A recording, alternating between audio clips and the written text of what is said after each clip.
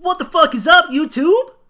So we're in part 2 of our Rogue series. No, that's wrong. Our Cultist series, right? So we did the first video where we made our Tolnar Cultist, and we made it a snake. Havu Cursefang. Still working on that last name. So on this one, I still want to make a Cultist, but I want to use a different race, and I want to try to make a different aesthetic, and kind of create a whole different personality, because the beauty of character creation is that while you can make the same core, it can look so different. And what's super exciting is every time I make a video, I seem to learn more about the lore in Ashes of Creation. I also learned that they did a lot of fucking work that I just didn't pay attention to. That's my fault. So as we progress with these, I'll get more knowledgeable about the lore, about every race's situation, and then we might even go back a couple videos and fill in the first couple of characters that I made with better information or update them with better names or religions or what have you as I learn more about the lore, because they've actually got a lot and I'm a big fucking fan of it. Alright, so we wanted a race. So, that's classes, rogue, cleric, boom. Okay, so I didn't scroll down enough, or I didn't even read this page on the wiki. So I'm looking through all of this, and what I wanted to do for a race when I started coming down here is I started seeing all the different races, and I saw the artistic influence. So I'm coming down here and I'm looking at all these, and the first thing that pops out is, boom, the Nikua, right? They're a playable race. They're one of the dwarven races, and they're influenced Polynesian influence. And I was like, oh, that seems great. You know, they've got a little more, just to my knowledge, again, I don't have any damn idea, but when I think of Polynesian, I think a little more, let's be real. I think Maui? That's like, I don't know, that's terrible. That's probably offensive to so many people. But I do. I think island culture, I think tattoos, I think a little more, and then looking at, I think the tattoos and grand epic stories, and when I look at him and he's got the bone in his hair and he's got the dreadlocks and it feels like more island life. They're not inside a cave, they're out and they're going and they're all over the place, and it makes, like I said, I just get this island vibe, and it just feels really cool, like shamanistic almost, and I think that would be great for a cultist. Not necessarily being part of a cult, but like I said, I get these really cool, like, island shamanistic vibes, and I think that would be really neat for our character. To be less Stolkian in the shadow and more out in the open, in nature, shamanistic kind of feel. So we're going to do that. We're going to make our next cultist a male Nikua. So let's write it down. Cultist, male, and then we're going to be the Nikua. So then we got to come up with a name. So, Polynesian influence. Well, now I know it comes into their artistic influences, so that's where a lot of they're going to draw their aesthetic influence from. So I just went to Polynesian boy names. The 3 secrets that make or break a natural childbirth. Not what we want. Okay, so there, some of them have meaning, some of them don't. So I'm just going through all of these, and to be honest, right off the bat, what popped out was here. I wish it had a phonetic speaking, but Kami, sounds cool. The Seeker, being a rogue first, that seems really neat. The free one, Kanoa, seems really nice. I like the breeze, Keanu, like Keanu Reeves. I'm down. But it means the breeze. Also seems really on the nose for a rogue type character. Hawaii, the U.S. state. What a name. I don't think I'm going to name our rogue Delicious either. So I think I'm going to go with, Makani. Yeah, the wind. Let's do it. I like it. Or let's put an apostrophe in there. Makani. Yeah, makes it look a little, I don't know. It just makes it look better, I guess. Huh? Who knows? Okay. Rogue first, cleric second. That gets us a cultist, and we're gonna have our cultist be a Nikua, and he's gonna be male. Our first name's gonna be Makani, which means the wind, which I think seemed, again, appropriate for a rogue type character. And then we got to come up with our last name. As you know, I like to try to come up with something that has to do with what they do. So a cultist is going to be not necessarily hyper-religious, but a part of a religion. Cultist makes you think that they are a little more diehard, a little more fanatical, not like crazy fanatical, but just a little bit. You know, they stick to themselves. Maybe they just believe a little harder into their religion or their choice of cult, I guess. Choice of religion, yeah. I mean, that's the best I got. So, but the big thing to keep in mind here is we're doing the life. Secondary. Choosing life augments will provide self-healing benefits as well as limited life-giving benefits to other players. So we want this one to be a little more outgoing. We want him to be a little more life-giving. Almost like chilled out. Chill, right? Maybe we get this island vibe, but he's still fierce because he's a rogue.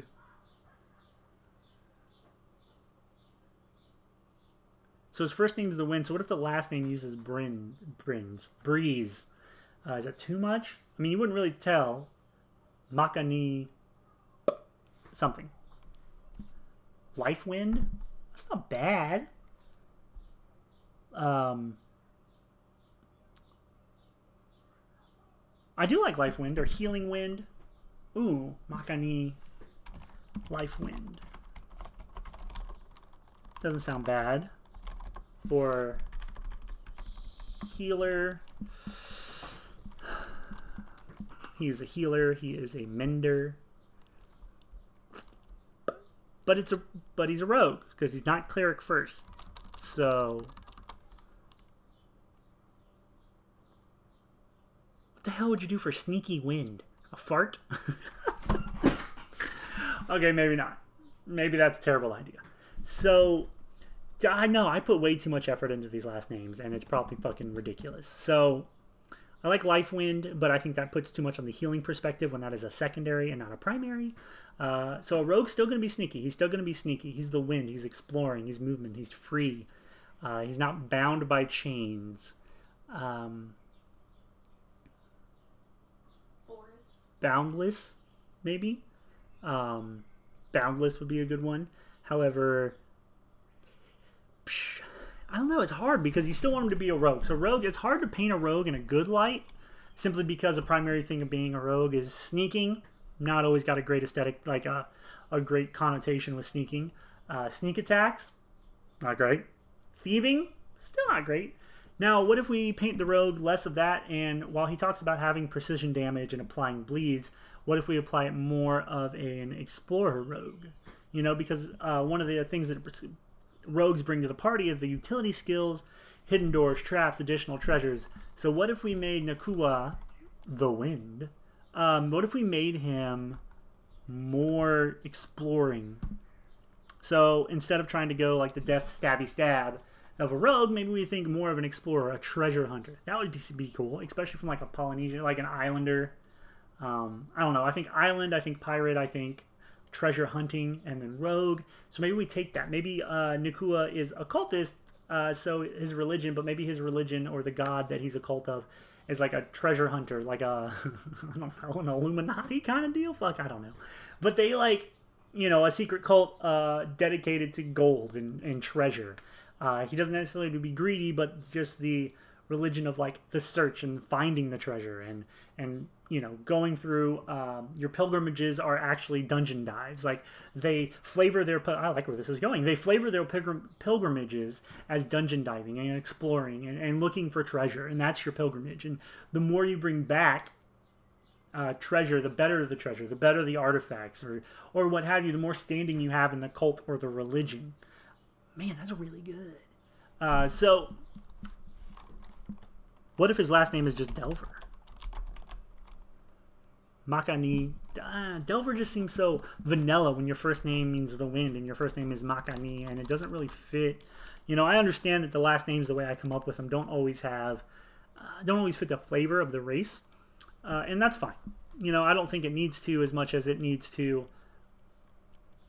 exemplify what the character itself does. I don't know why I'm so hooked on that process for a last name, but I am. So let's say if we use explorer, find, treasure hunter, Treasure hunter is cool. Gold, treasure, artifacts. Makes me think of like archaeologist. What about Makani Jones? Dr. Jones, Dr. Jones. Maybe that's a little too long in this. So let's say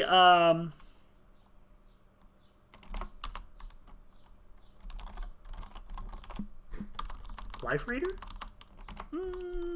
No, because life healing is just a byproduct of being part of the cult. So let's say Goldsmith. Apparently now he's Jewish. Doesn't seem right. Let's say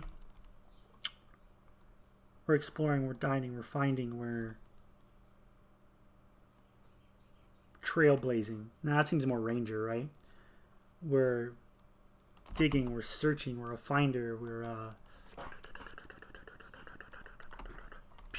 that's rough, dude. But we're from the island. We're not from an island, but that's the what I got in my head. We're like a pirate. Oh, well, pirates do like Blackbeard, Captain Kidd. That'd be a cool way to pull like a pirate name if we're going the explorer route. Could totally have a beard. We're a dwarf.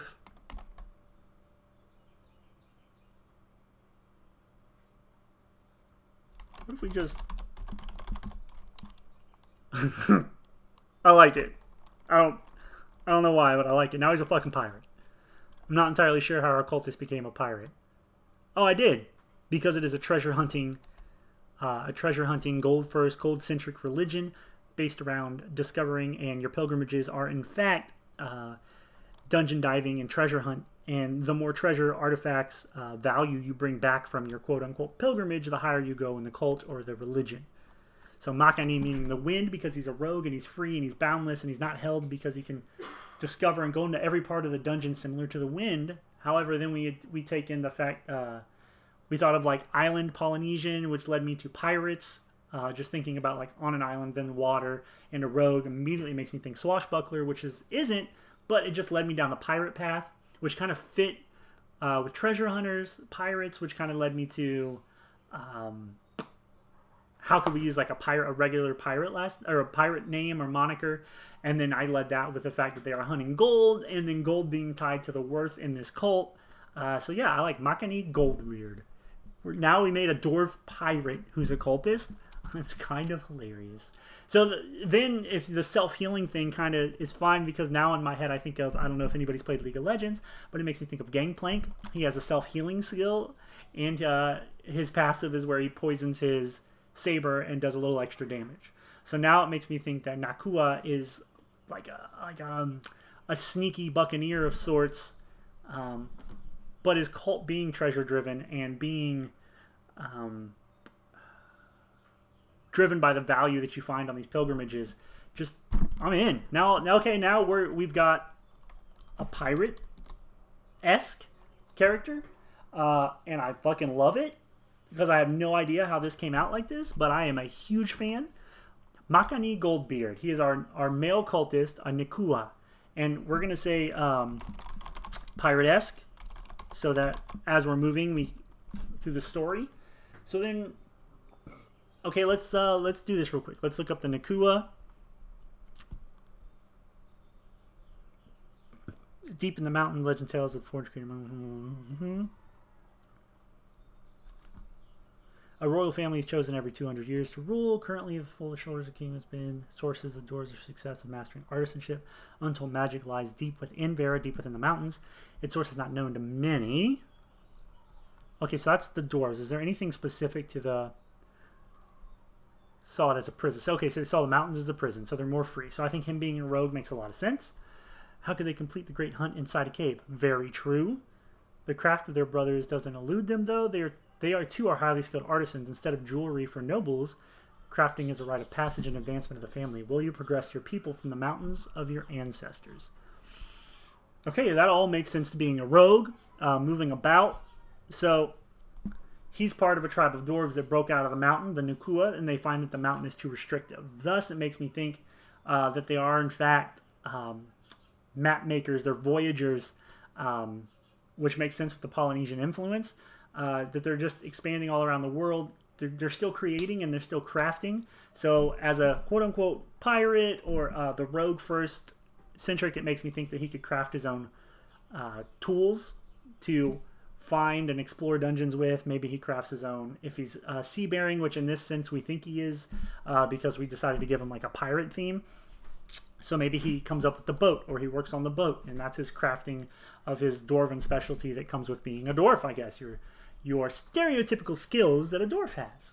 So now we've got this awesome pirate dwarf, and that the pirate-esque thing kind of explains the rogue. Rogue being freedom and courage that the Nakua have, breaking out of the mountain, hunting across the world, but still being able to craft, being that natural thing in their blood. Maybe he's crafting tools and such to explore dungeons. Maybe he's crafting or building on a boat, making the boat to go seafaring and voyaging across the ocean to find, again, temples and dungeons and undiscovered land to go on these pilgrimages that we have kind of theory crafted in our head that that maybe the cultist that he's a part of is uses to determine your hierarchy in the religion.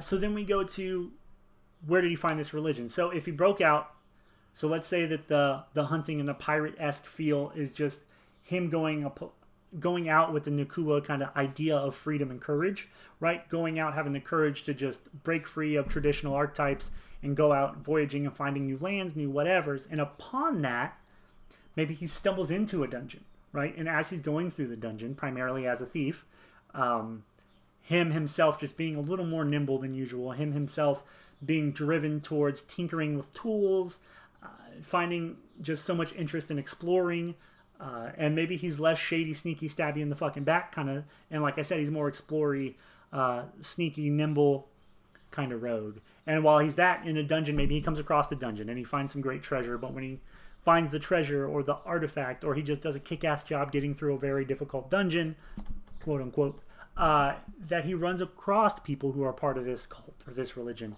And, they just, hey, why don't you go with us? He goes with them. They go through a dungeon. Maybe they go through multiple dungeons. And the whole time they're like, man, you should come hang with us. We have a whole situation. We follow this cult, or they wouldn't say cult, obviously. We have this group or this religion, and this is our God, and he protects us, or he does this, or he does that. He bestows this upon us. However they would, have you heard the message of our great Lord and Savior? So however they would do that, the dungeon delving Mormons of this world. And he follows them and he goes to them, and then he finds the religion, and he becomes that secondary class cleric, to which he is then giving less of like a creepy, deathy vibe and more of like a life-giving, self-healing thing. So now he's in the dungeons and he's secondary cleric. So now he's a cultist. He's a member of this pirate-esque cultist religion that we're crafting completely off the top of our head. And it gives him self-healing viability. It gives him the ability to maybe use his magic to mend things. Maybe he can, heal minor wounds of his party members. Another regular stereotype for dwarves is that they like ale. Maybe he can bless the ale and you drink the ale and it's like a minor potion or something. Who knows what all you're going to get as a cleric subclass, but flavor-wise, you could do a lot, especially if we take that flavor, meld it into pirate, and then we kind of draw all those inspirations from various things like typical pirate stereotypes, typical dwarven stereotypes, typical cleric stereotypes, and now I'm drawing from various thoughts of different clerics and dwarves, and then I pulled in, like I told you, that Gangplank from League of Legends, just his ability set, pull that in to start thinking about how he could use his cleric powers to heal himself, how he could empower his sword to do more damage to the undead, or maybe he just empowers his sword to do a little more damage, or he empowers his sword to hit and then heal himself, things like that. And then how we can kind of make this cool, kind of a little off meta idea of a dwarf who is a rogue and a cleric at the same time. I don't think cleric's too far off the mark. A lot of the people I know who play dwarves play, a dwarven barbarian, or fighter, or a cleric. Primarily, that's all I see. I understand if you come from World of Warcraft, one of the iconic characters in World of Warcraft is a dwarven hunter. But in my D&D experience and my other tabletop experience, dwarves are almost always barbarian, fighter, or cleric. Sometimes you see a paladin or what have you, but primarily that. So I really enjoy where we ended up. Like this Nakua Makani Goldbeard feels so drastically different from like our dark, shady death cultist snake lady, right? Super fucking different. And I didn't even plan on ending up there, but we did. And I'm such a big fan. What would his name be? What would his like title be? You know, I try to give him a title. They don't need one, but I think when you're crafting the story and the lore of a character, to have a title shows that they have had some adventures, that they have done something notable enough to receive a title. And it's kind of hard to, in a tabletop setting, you know, you usually start at level 1, and at that time you're slightly better than average, and you've not necessarily done anything great of note to earn a title. You know, if it's something minor that you got from a hometown or your local guard or what, sure. So maybe a title seems overreaching, but in this sense, I don't give a shit, and I think that we should totally have a title. So what would the wind... So Makani Goldbeard, also known as this. The pirate is where we draw the aesthetics. We're not saying necessarily that Makani is a pirate. We are saying that he is an explorer. I like delve or dive. I like dive. It makes me think water. It makes me think pirate. It makes me think dungeon diving. So explorer. What if it's just the explorer? Explorer.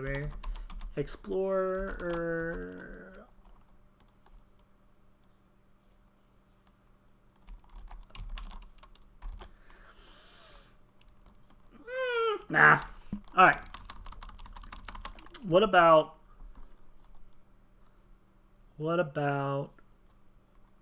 values gold first? Well, not in like a greedy way, right? Makani doesn't have this greed that runs through him, but the Goldbeard in his name is simply because maybe he's blonde. However, we like it because of gold and finding the gold and bringing it back to the cult, all that jazz. As less of like a greedy, like, I need all the money, I'm a goblin. Like less that shit and more like gold is my standing in society, is my standing in the cult, blah, blah, blah. So I want to find artifacts. I want to find gold because I want to show people how great of an explorer I am. I like that aspect. So what about...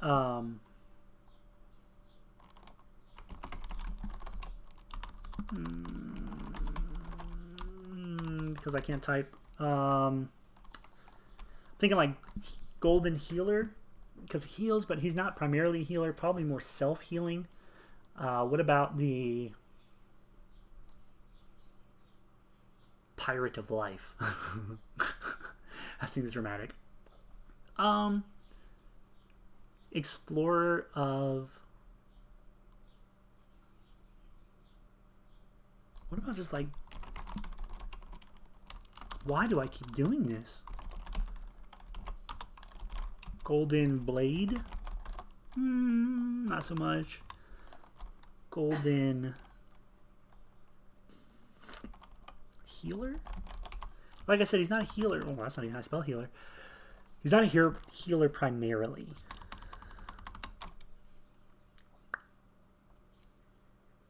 That's a tough one, man. Traps, discover, nimble. Ooh. What about the...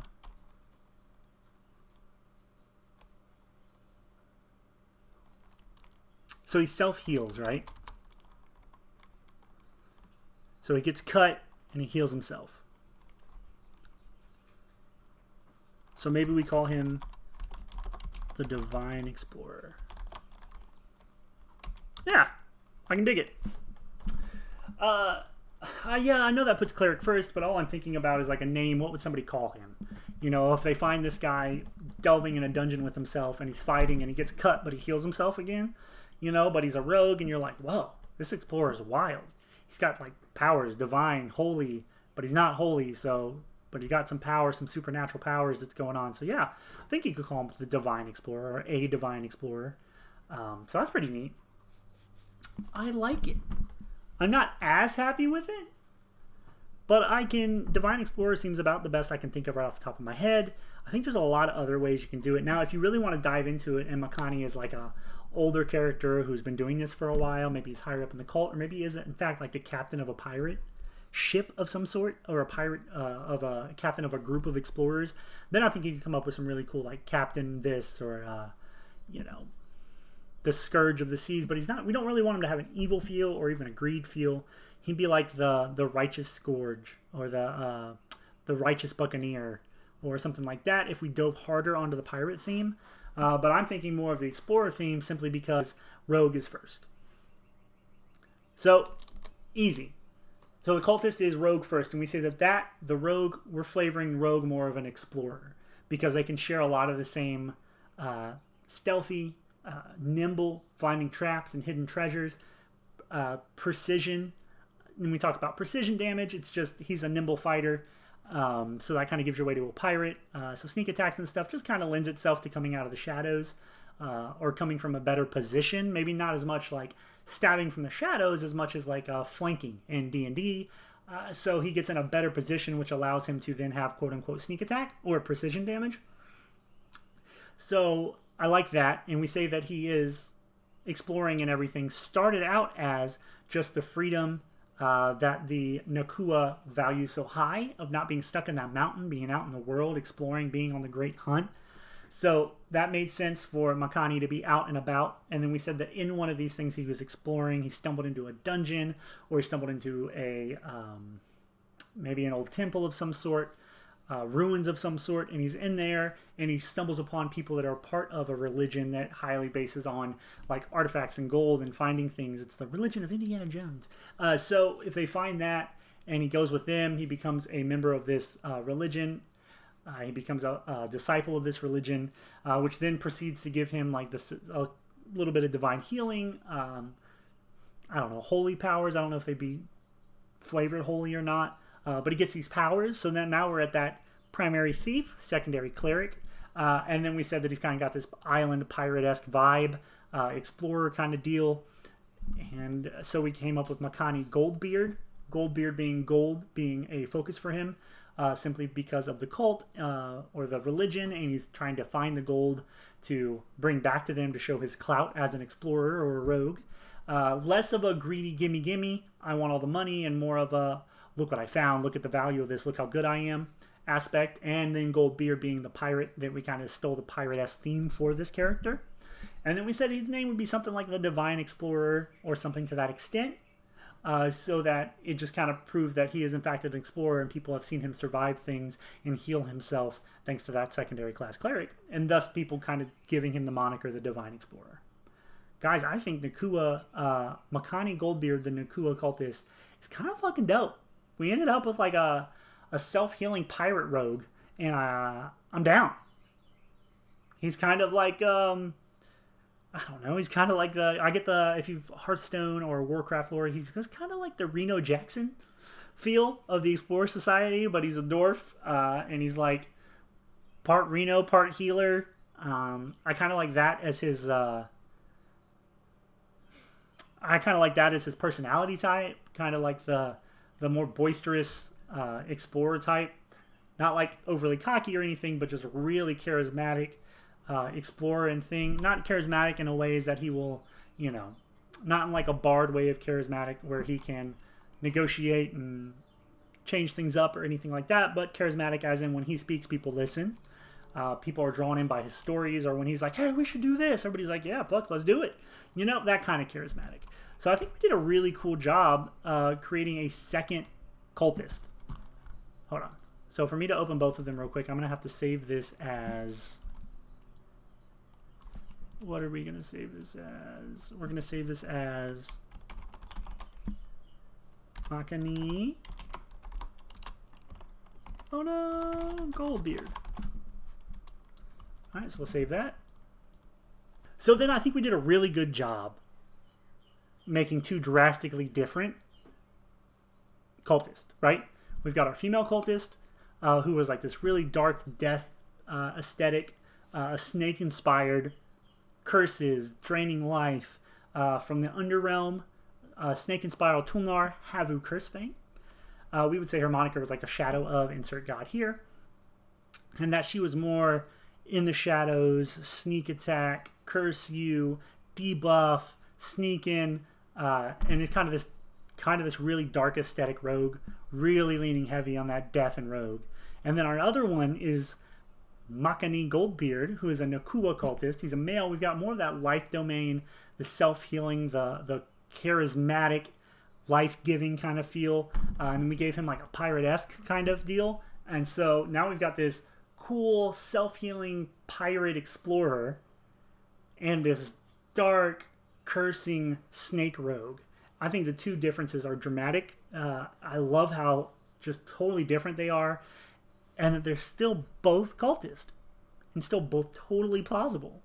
So, guys, this is the end of the cultist section of our videos. This was part 2, and I really enjoyed it. This is so much fun.